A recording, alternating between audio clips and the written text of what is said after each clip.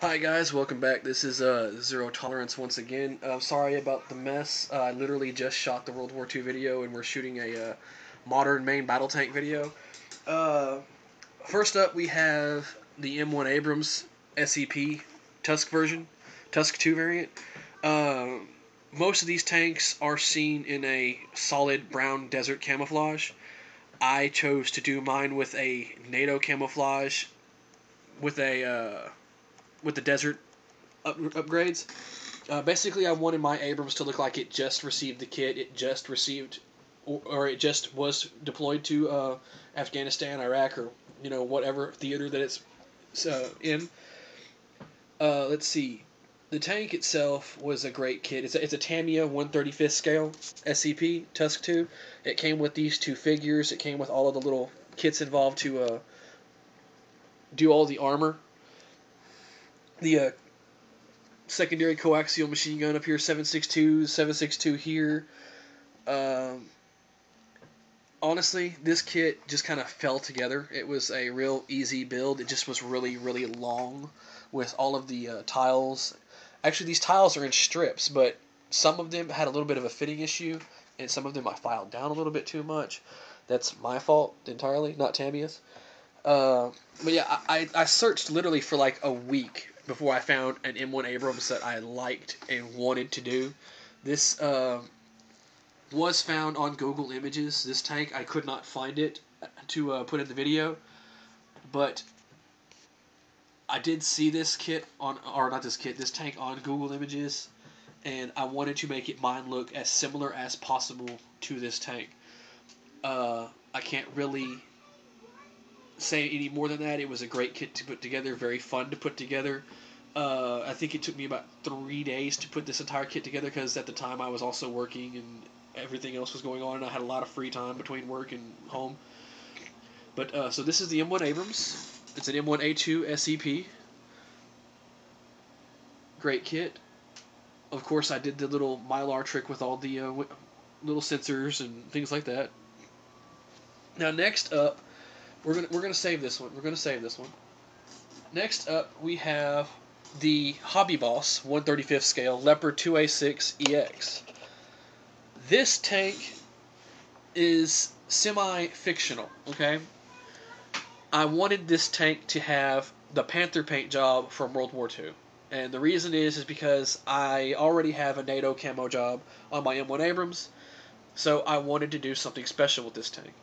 So I found a picture of the Panther tank from World War II that I really liked, and so I painted this kit to match that. Um, Complaints about this kit? None. Absolutely none. This Hobby Boss kit just really, really fell together.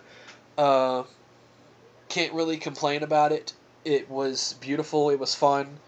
Uh, I wish, honestly, the only thing if I could complain about, I noticed that a lot of other persons have some sort of a machine gun back here. It looks like some sort of a point defense system. I wish this kit came with that standard. I really do, because that would have been a lot of fun to put together and mount on this kit. Um, Cannot complain. This kit, like I said, just really fell together. Rubber band tracks, they fall right back into position. The rear of this tank was a lot of fun. The tow cables were really easy. It came with a little cloth cable, and you just cut it to fit and drape it across the tank. Goes right into place. Let me see.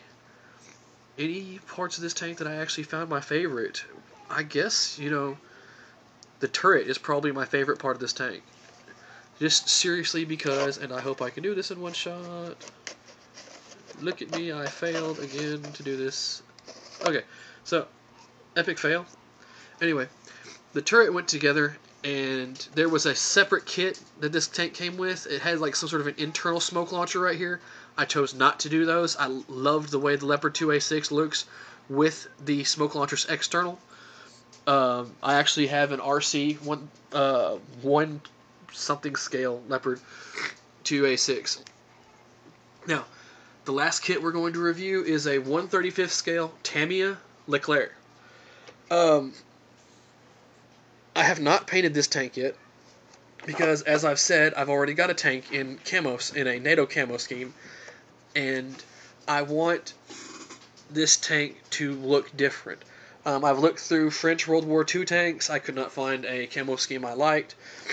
And I am debating on doing an urban camo scheme, just standard black and gray. I would really like a lot of y'all's feedback on this to let me know what y'all think. You know, I've never seen a Leclerc in a urban camo, just black and gray, maybe a little bit of white. But if you guys would like to see this, I'll be happy to paint it up. This kit, I know this is kind of sentimental and kind of goofy, but after I built this kit, this was the only tank that I built that my wife actually commented on, wow, the details on that kit are amazing.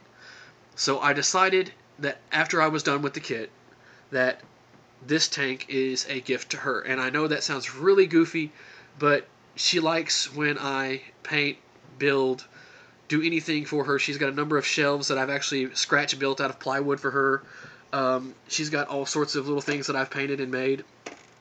If you guys would like to see this tank in urban camo scheme, post a comment. Let me know what you would say and what you think. I really don't want another NATO camo. I don't want to do the United Arab Emirate colors. I would really like something totally different. So if you guys would like to see that, let me know. Post a comment, and I will happily oblige. But I'm going to leave that up to you guys on what kind of camo scheme goes on the Leclerc. So this is my 1/35th scale modern main battle tank review. Again, this is Zero Tolerance signing out. You guys have fun, be safe, and of course, always have fun modeling. See you around.